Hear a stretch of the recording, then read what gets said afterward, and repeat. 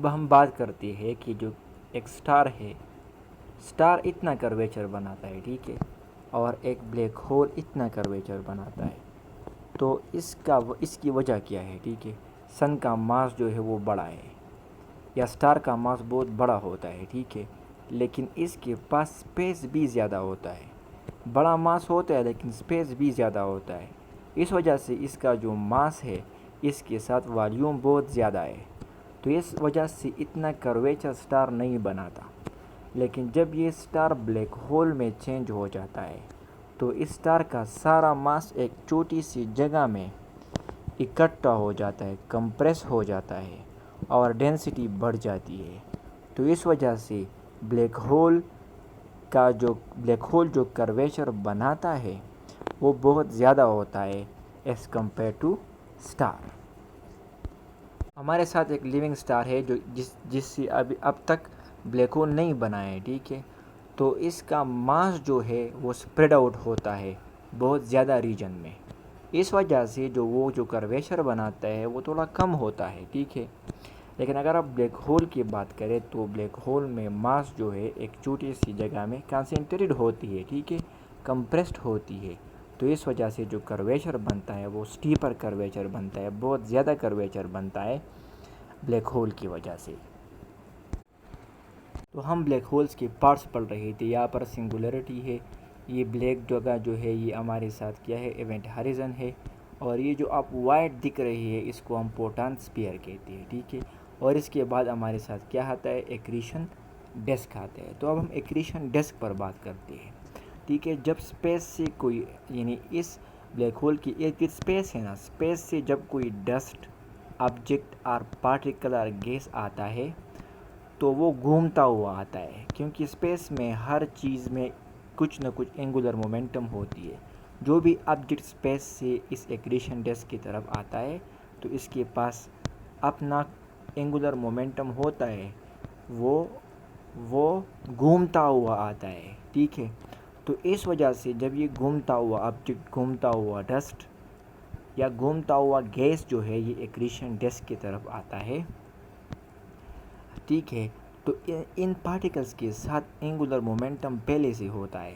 تو اس وجہ سے یہ گیس یا آبجیکٹ جو ہے ان کے پاس سب پہلے سے اینگولر مومنٹم ہوتا ہے. تو وہ ڈائریکٹلی ایونٹ ہارائزن میں نہیں گرتے، بلکہ یہ آبجیکٹ یا یہ گیس جو آتی ہے یہ پہلے اس بلیک ہول کے ارد گرد چکر لگاتے ہیں اور ہمارے ساتھ کیا بناتا ہے؟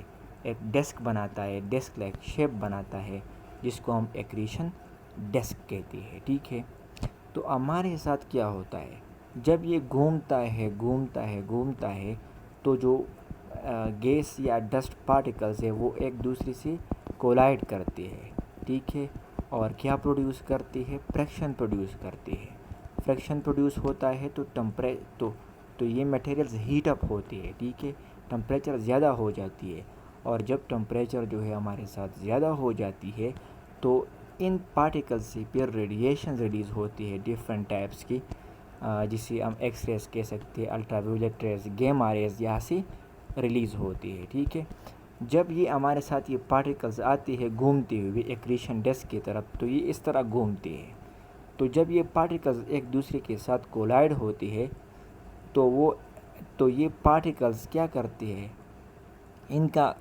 ان کا اینگولر مومنٹم جو ہے وہ آہستہ آہستہ ختم ہوتا جاتا ہے، ٹھیک ہے. اینگولر مومنٹم ختم ہوتا جاتا ہے اور الٹیمیٹلی یہ پارٹیکلز ہمارے ساتھ یہاں پر ایونٹ ہارائزن میں گر جاتے ہیں.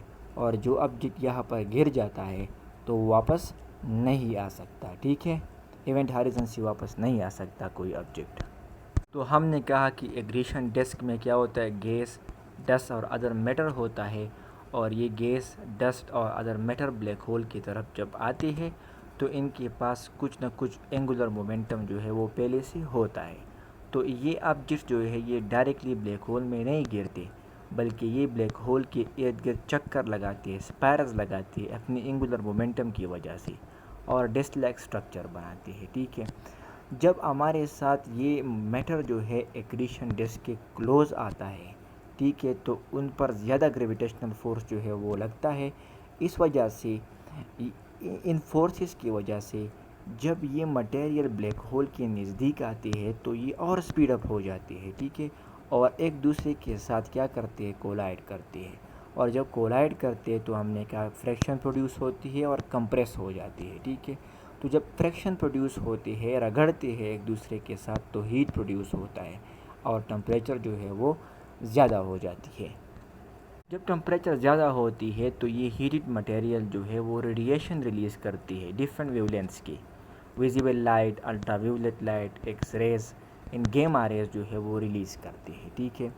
جو ہمارے ساتھ ایکریشن ڈسک کا جو انر موسٹ پارٹ ہے اندر کی طرف، وہ ایونٹ ہارزن کے نزدیک ہوتا ہے، ٹھیک ہے، بلیک ہول کے ایونٹ ہارزن کے نزدیک ہوتا ہے۔